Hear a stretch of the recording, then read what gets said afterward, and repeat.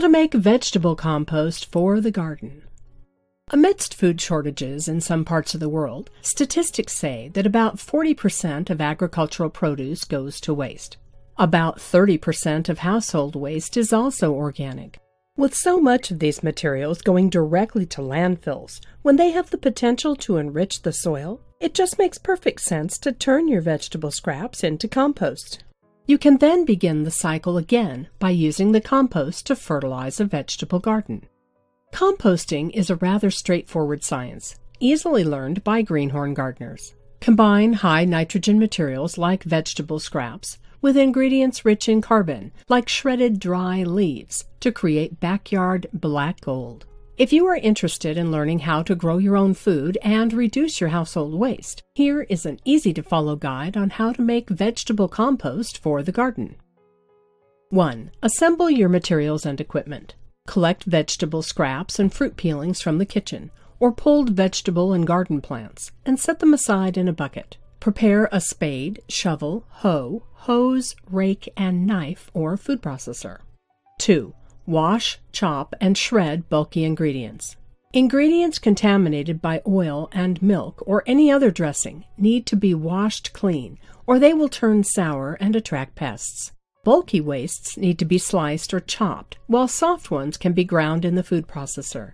If you are using discarded plant materials from the last harvest, choose materials that are not diseased.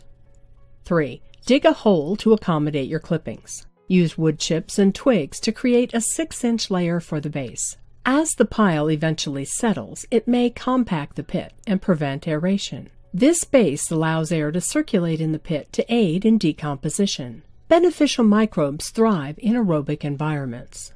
4. Top the base with a 2-inch layer of your vegetable scraps. Throw in a thin layer of soil. 5. Add a 6-inch layer of high carbon ingredients. Dried leaves and grass cuttings make an excellent carbon layer. 6. Hose down with water until moist but not soaked. 7.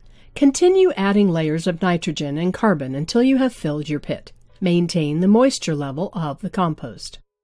8. Turn the pile with a shovel or garden fork every 2 weeks. You should see steam coming out of the pile the first time you turn it. This indicates that the pile is heating up due to the decomposition of materials. Work the pile from the center outwards and from the outside to the center. 9. Ensure that the pile is moist. You will know if you have achieved the right level of moisture when earthworms start taking up residence in your vegetable compost. 10. Check the smell of the compost.